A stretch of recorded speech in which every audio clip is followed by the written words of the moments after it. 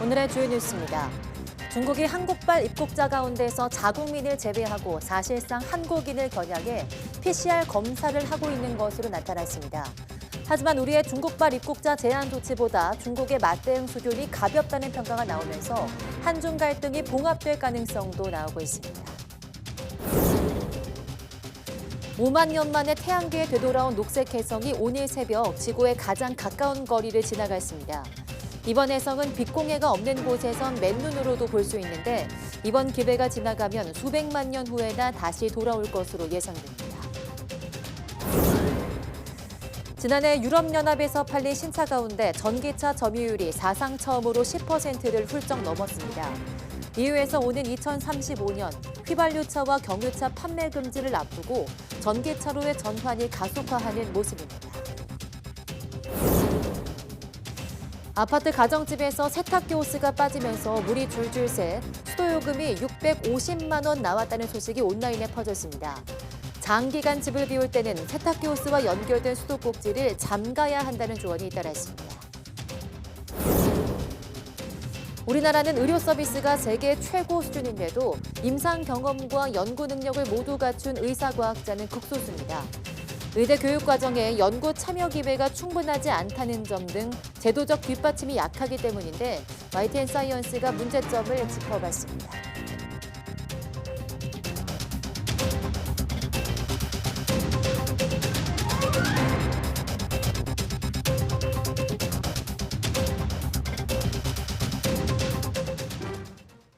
네, 여러분 안녕하십니까? 2월 2일 사이언스 투데이 시작합니다.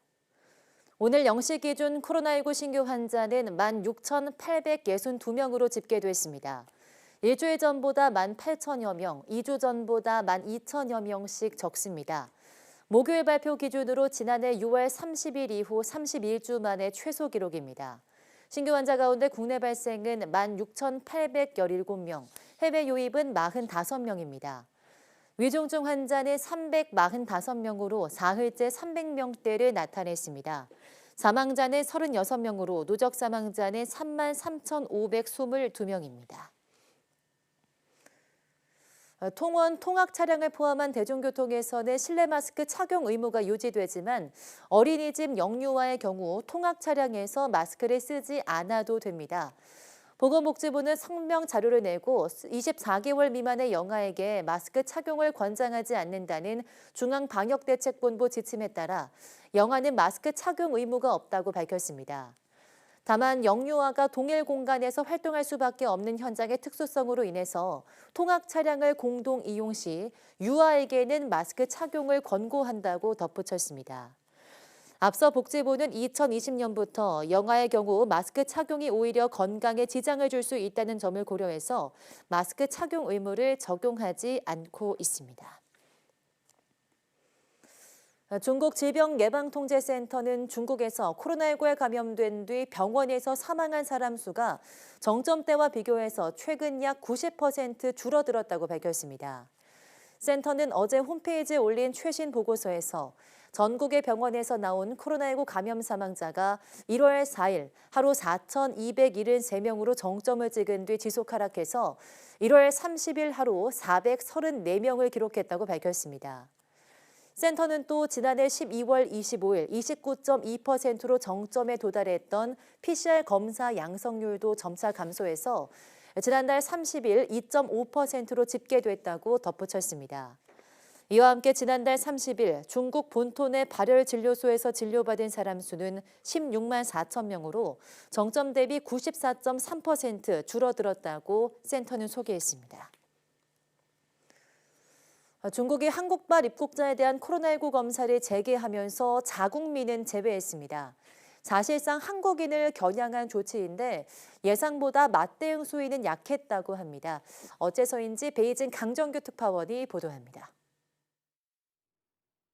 한국발 직항편 승객에 대한 코로나19 검사가 재개된 첫날, 광저우와 우한, 웨이하이 등 6곳에 모두 10편이 도착했습니다. 공항마다 조금씩 달랐지만 먼저 중국과 타이완 여권 소지자들부터 항공기에서 내렸습니다. 중국인은 제외한 외국인, 사실상 한국인에게만 입국 코로나 검사를 실시한 겁니다. 다만 우려했던 것처럼 검사 결과가 나올 때까지 공항에 대기하진 않았고 비용도 무료였습니다. 추후 양성으로 판명될 경우 자택이나 숙소에 격리하도록 통보하는 방식입니다. 크게 불편함은 없고 시간만 약간 지체됐을 뿐이래요. 전화번호 다 확인하고 결과가 나온 다음에 핸드폰으로 연락을 준다 그랬다고. 한국에서도 우리 국민은 공항 대신 거주지 보건소에서 PCR 검사를 받고 자택 대기합니다. 반면 중국인들은 공항에서 검사 결과가 나올 때까지 기다려야 하고 비용도 자부담입니다. 양성 판정을 받으면 곧바로 인근 호텔에 격리돼 일주일 동안 발이 묶입니다. 중국 당국의 맞대응이 우리의 입국 제한 조치보다 가볍다는 말이 나오는 이유입니다. 我们愿意同各国一道，尽可能的便利中外人员往来。我们不得不按照对等的原则回应。 중국의 거센 반발에 우리 정부도 뒤로 한 발 물러서며 여지를 남겼습니다. 2월 28일까지 되지 않더라도 그 전이라도 저희로서는 해제 여부를 검토하겠다. 코로나19 방역 조치에서 외교 문제로 비화한 한중 갈등의 봉합 가능성도 엿보입니다. 베이징에서 YTN 강정규입니다. 5만 년 만에 지구를 찾은 녹색 혜성이 오늘 새벽 지구와 가장 가까운 거리를 지나갔습니다. 이달 말까지는 북쪽 하늘에서 찾을 수 있는데 빛공해가 없는 곳에서는 맨눈으로도 찾아볼 수 있습니다. 정혜윤 기자입니다. 마지막 빙하기, 네안데르탈인 부녀는 밤하늘을 가로지르는 녹색빛을 발견합니다. 흰색 꼬리를 지닌 녹색 혜성입니다. 그로부터 5만 년 뒤, 충주 밤하늘에 녹색빛이 다시 등장했습니다. 지난해 3월 그 존재가 알려진 C2022 E3 혜성입니다. 지난 1월 12일 태양과 가장 가까운 지점을 통과한 혜성은 오늘 새벽 2시 56분 지구와 가장 가까운 거리를 지나갔습니다.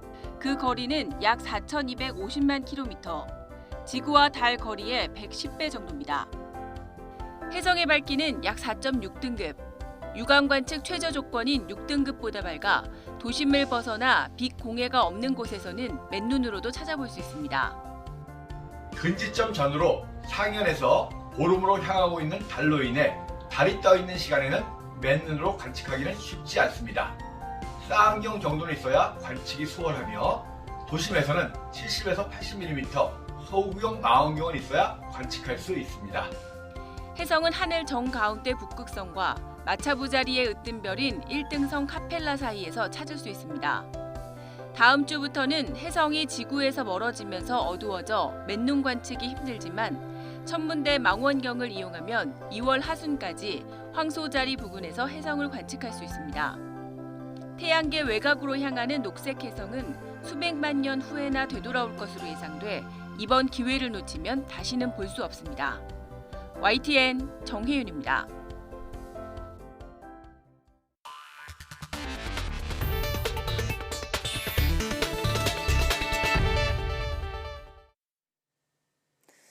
네, 코로나19 이전 한 해 외국인 환자 50만 명에 찾은 만큼 우리나라의 의료 서비스는 세계 최고 수준입니다.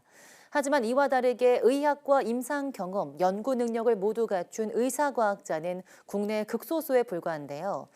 의사과학자 이슈를 짚어보는 연속 보도 두 번째 순서로 오늘은 우리나라의 의사과학자가 드문 이유를 양효영 기자가 찾아봤습니다. 매주 금요일 오전 종양내과 김한상 교수는 간암과 대장암 환자들을 진료합니다. 이후 여러 전문의가 모여 암 환자에게 검사 결과를 설명하고 다양한 치료 방법을 제시하는 다학제 진료에 참여합니다. 오후 3시쯤 의사로서의 모든 일정이 끝나자 김 교수는 과학자로서의 하루를 시작합니다. 의사과학자인 그는 환자를 진료하며 경험한 임상적 특징을 바탕으로 암 전이 현상과 관련된 암세포 내의 신호 전달 물질을 연구하고 있습니다. 이제 환자분께 직접 약을 투여하고 기다리는 수밖에 없는데 제가 이런 이제 실험이나 이런 방법을 통해서 그 환자분의 조직에서 기원된 암세포의 어떤 돌연변이를 유도한다든지 다른 약제를 이제 시험해 본다든지. 미국과 영국, 일본 등 주요 선진국들은 의사과학자 전문 양성 프로그램을 운영 중입니다. 특히 미국은 1960년대부터 120여 개의 의대에 의사과학자 양성 과정을 도입했는데 매년 의대 졸업생 중 3.7%인 1,700명 정도가 의사과학자로 배출됩니다. 하지만 우리나라는 3천여 명의 의대 졸업생 가운데 의사과학자의 길을 걷는 경우는 채 1%도 되지 않습니다. 결정적인 차이는 미래에 대한 불안입니다. 임상 의사에 비해 의학 연구만 하는 교수 연봉은 절반 이하 수준인데다가 불확실한 미래로 인해 병원으로 돌아가는 경우가 대부분입니다. 또 임상과 연구를 병행하다 보니 다른 분야에 비해 연구비 수주에도 어려움을 겪고 의사과학자로 안착하기도 쉽지 않은 상황입니다. 독립적인 연구자로서 계속 연구를 하려면 병원에 취직을 해야 되는 것이고 환자 진료에 대한 부담이 너무 크죠. 자기가 그 바쁜 시간을 쪼개서 연구를 하고 거기서 성과를 내고 또 다른 분들과 경쟁해서 연구비를 수주하는 데 있어서 굉장히 많은 어려움, 봉착하게 되고. 6년의 의대 교육 과정에서 연구기에 참여가 거의 없다는 점도 문제로 꼽히고 있습니다. 미국은 매년 1조 원을 투입해 전공의는 물론 의대생도 의사과학자로 성장할 수 있도록 맞춤형 지원을 하고 있습니다. 한국형 의사과학자를 키우기 위해서는 근본적인 인식 변화와 함께 제도적인 뒷받침도 시급한 상황입니다. YTN 사이언스 양우영입니다. 유럽연합 신차 시장에서 전기차 점유율이 사상 처음으로 10%를 돌파했습니다. 2035년 휘발유차와 경유차 판매 금지를 앞두고 전기차로의 전환이 가속화하고 있습니다. 김원배 기자입니다. 지난해 유럽연합 EU 27개 회원국에서 판매된 전기차 신차는 112만여 대로 2021년보다 28% 늘어났다고 AFP 통신이 유럽 자동차 제조협회 자료를 인용해 보도했습니다. 이는 전체 신차 판매의 12.1%에 해당하는 것으로 EU 역대 최고의 전기차 점유율이라고 AFP 통신은 전했습니다. EU 신차 시장에서 전기차 점유율은 2019년 1.9%에서 2021년 9.1%로 높아진 후 지난해 마침내 10%를 돌파했습니다. EU 회원국 가운데 전기차가 가장 많이 판매된 나라는 독일로 2021년보다 32% 늘어난 47만여 대를 기록했습니다. 독일의 뒤를 이어 프랑스에서는 25% 증가한 20만여 대, 스웨덴에서는 65% 늘어난 9만 5천여 대의 전기차가 각각 판매됐습니다. 지난해 EU에서 판매된 휘발유차는 1년 전보다 12.8% 감소한 337만여 대, 경유차는 19.7% 줄어든 152만여 대입니다.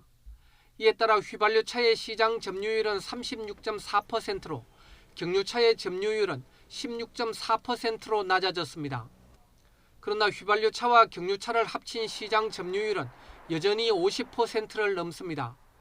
EU에서는 오는 2035년부터 휘발유차와 경유차의 판매가 금지됩니다. 유럽연합을 탈퇴한 영국에서는 지난해 26만 7천여 대의 전기차가 판매돼 2021년보다 40% 늘어난 것으로 나타났습니다. YTN 김원배입니다. 요즘 난방비에 전기료까지 각종 요금이 오르면서 관리비 내역서 보는 게 겁이 날 정도인데요. 한 아파트 주민은 수도요금이 무려 650만 원이 나와 그야말로 관리비 폭탄을 맞았다고 합니다. 알고 보니 수도요금 폭탄의 범인은 세탁기 호스였습니다. 화면으로 보시죠. 온라인 커뮤니티에 올라온 사진입니다. 아파트 관리사무소의 안내문인데요. 1층 세대에서 장기간 집을 비운 사이 세탁기 온수 호스가 빠지면서 온수가 무려 1,108톤이 검침되었다고 적혀 있습니다. 그래서 수도요금이 약 650만 원 나오는 초유의 사태가 발생했다고 하는데요. 이런 일이 발생하자 당부의 말도 함께 올라왔습니다. 장기간 외출할 때는 세탁기 호스와 연결된 수도꼭지를 꼭 잠가주시길 바란다고 안내했습니다. 세탁기에 연결된 수도꼭지는 틀어두는 경우가 많습니다. 물을 틀어놓아도 세탁기를 돌리지 않을 때는 급수 밸브 전원이 차단되면서 차단판이 물을 막고 있기 때문인데요. 세탁기를 돌릴 때만 급수 밸브에 전원이 켜지면서 자동으로 물이 공급됩니다. 하지만 호스가 빠지면 물은 그대로 줄줄 새겠죠. 온수라면 보일러가 돌아가면서 난방비 폭탄까지 맞게 될 겁니다. 네, 이런 사연이 공개되자 네티즌들은 세탁기 호스를 잠가야 한다는 생각을 못 해봤다. 그럼 호스를 잠갔다가 세탁할 때마다 열어야 하나 등의 반응을 보였습니다. 세탁기 호스가 물의 압력을 지속해서 견디고 있는 만큼 장기간 집을 비울 경우에는 호스를 연결한 수도꼭지를 잠그는 것이 좋다고 하는데요. 더불어 이와 같은 사태를 사전에 방지하기 위해서 오늘 세탁기 호스 한번 들여다보시는 것도 좋을 것 같습니다. 장바구니 물가만큼 피부에 와닿는 게 없죠. 그런데 인기 과자와 아이스크림은 물론 한파에 채소값까지 급등하면서 소비자들의 고민이 깊어지고 있습니다. 장보는 시민들의 목소리를 이준혁 기자가 직접 들어봤습니다. 지난해 국내에서 5번째로 많이 팔린 과자, 꽃갈콘입니다. 이번 달부터 권장 소비자 가격이 1,500원에서 1,700원으로 올랐습니다. 빼빼로와 몽쉘, 마가레트 등 다른 인기 과자들의 가격도 한꺼번에 인상됐습니다. 가격표를 본 소비자들은 진열대로 선뜻 손을 내밀지 못합니다. 원래 많이 좋아하고 과자를 진짜 즐겨 먹는 편인데 가격이 오른다고 하면 돈적으로 일단 부담이 너무 많이 될 것 같고요. 많이 못 사 먹을 것 같다는 게 좀 아쉽게. 제과업체는 원재료와 포장재 값뿐만 아니라 인건비, 전기, 가스요금 등도 전반적으로 올라 가격 인상이 불가피하다고 설명합니다. 하지만 소비자들은 하나에 2, 3천 원씩 하는 과자 가격이 부담스러울 수밖에 없습니다. 인터넷으로 대용량으로 시키기도 또 저는 이제 혼자 먹기 때문에 그것도 불편하고 해서 이제 낱개로 살 수밖에 없는데 약간 그런 게 가게에 조금 부담이 되는 것 같아요. 과자뿐만이 아닙니다. 식사 대용으로 가볍게 먹는 시리얼을 비롯해 초콜릿과 사탕, 껌과 함께 아이스크림 값도 올랐습니다. 여기 냉장고 안에 있는 월드콘과 메로나 각각 낱개 기준으로 1,000원짜리인데 1,200원이 되면서 각각 20%씩 올랐습니다. 한파에 고공행진을 이어가는 채소값 역시 위태롭습니다. 특히 당근 가격은 마트 소매가 기준으로 1년 전과 비교해 50% 이상 비싸졌습니다. 또 오이와 애호박 등 시설 채소 중심으로 값이 워낙 뛰어서 한번 장을 보려면 마음의 준비를 단단히 해야 합니다. 우선 불필요한 거는 안 고르려고 하고 있고요. 가장 우선순위로 둬서 그렇게 장을 보는 이제 메모를 한다든지 그렇게 해서 장을 보고 있습니다. 난방비에 택시요금, 먹거리 물가까지 안 오르는 게 없는 요즘 서민들의 지갑은 점점 얇아지고 한숨은 더욱 깊어집니다. YTN 이준엽입니다. 에너지 바우처는 취약계층에게 전기, 도시가스, 연탄 등 각종 에너지 비용을 지원하는 제도입니다. 최근 난방비 대란이 이어지며 정부가 이 에너지 바우처 지원 금액을 2배로 늘린다고 발표했는데요. 하지만 지원액이 늘어나도 마음껏 쓸 수는 없다고 하는데 무슨 이유에서인지 박정현 기자가 알아봤습니다. 기초생활수급자인 원모 씨는 하루 한 번 씻을 때를 제외하고는 난방을 틀지 않습니다. 그래서 지난달 도시가스 요금은 기본 요금인 1,100원만 나왔습니다. 가스 사용은 샤워할 때라든가 설거지하고 고를 때만 잠깐 써야 되는 거고. 현재 실내 온도는 9도입니다. 난방을 하지 않아 바닥을 만져보면 냉기가 그대로 올라옵니다. 1년에 15만 원 남짓하는 에너지 바우처를 받으면서도 한겨울에 마음 편히 난방을 떼지 못하는 건 전기와 도시가스, 지역 난방 가운데 딱 한 가지 품목만 바우처로 살 수 있기 때문입니다. 원 씨는 셋 중에 전기요금을 내는데 바우처를 쓰기로 해서 난방요금은 지원받지 못하는 겁니다. 전자제품이 아무래도 현대생활에는 더 많으니까 둘 중에 하나 선택을 하니까 전기를 하게 되면 가스가 바우처가 안 돼요. 기록적인 한파에 에너지값 폭등까지 겹치자 정부는 이번 겨울 에너지 바우처 액수를 15만 2천 원에서 30만 4천 원으로 2배 높이기로 했습니다. 하지만 요금을 차감할 품목을 지금처럼 중복 선택할 수 없도록 막아둔 만큼 바우처 금액을 올린 효과도 미미할 수밖에 없습니다. 한 개 품목만으로는 전체 지급액을 채우기 어려운데 잔액은 다른 데 쓸 수도 없어 무용지물입니다. 전기와 도시가스 등에서 바우처를 나눠서 동시에 사용할 수 있도록 제한을 풀어달라는 요구가 나오는 이유입니다. 좀 많이 쓸 때는 월별로 한 15,000원 정도 나와요. 그러니까 이제 뭐 겨울철 한 4개월 따지더라도 기껏 써봤자 6만 원이면 아주 많이 쓰는 거예요. 산업통상자원부는 에너지 바우처가 민간 사업자들과 연계돼 프로그램상 데이터를 통합하기 까다로워 중복 할인을 막아왔다고 설명합니다. 다만 실물 카드를 통해 바우처 지원 금액을 직접 입금받는 경우 중복 할인을 받을 수 있다며 요금 차감 방식도 올해 안으로 중복 할인이 가능하도록 시스템 개선을 검토하겠다고 덧붙였습니다. YTN 박정현입니다. 미국 중앙은행인 연방준비제도가 올해 첫 공개시장 위원회에서 0.25%포인트 금리 인상을 단행하며 지난해 긴축 정책 기조를 이어갔습니다. 하지만 시장은 파월 의장의 물가 상승세 둔화 발언에 주목하면서 금리 인상을 머지않아 멈출 거라는 기대감을 나타냈습니다. 워싱턴 권준기 특파원이 보도합니다. 연방준비제도가 지난해 3월 이후 8번째 기준금리 인상을 단행했습니다. 0.25%포인트 금리를 올리며 금리 상단을 4.75%로 높였습니다.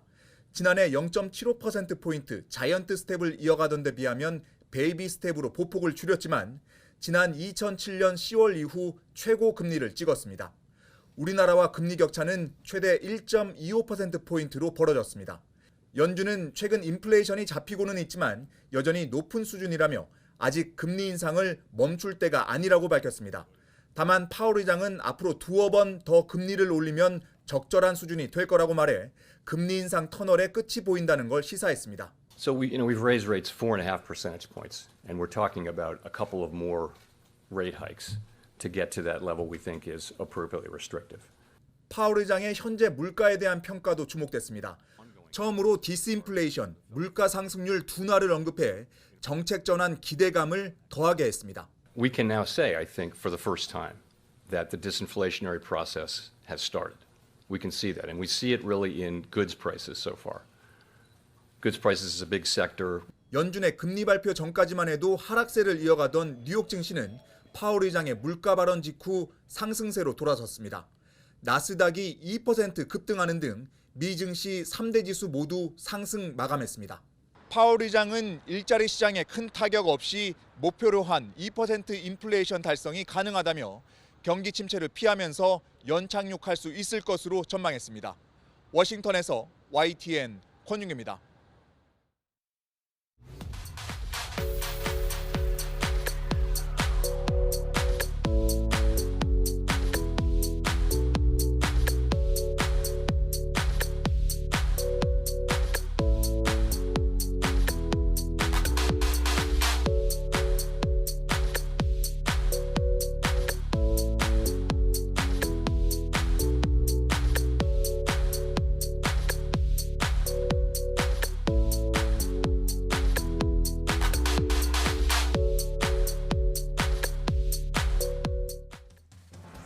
우리가 입는 의류들에는 대부분 합성 섬유가 포함되어 있는데 플라스틱과 마찬가지로 쉽게 분해되지 않아 폐의류는 환경오염을 일으키는 원인 중 하나로 꼽히고 있는데요. 국내 연구진이 이런 폐의류를 활용해서 플라스틱의 원료인 폴리에스터를 추출하는 자원 순환형 재활용 기술을 구현해 주목받고 있습니다. 오늘 오후 사이언스투데이 과학의 달인에서는 이 기술을 개발한 한국화학연구원 그린탄소연구센터 조정모 박사와 함께 관련 내용 이야기 나눠보겠습니다. 많은 시청 바랍니다. 함께해 주신 여러분 고맙습니다.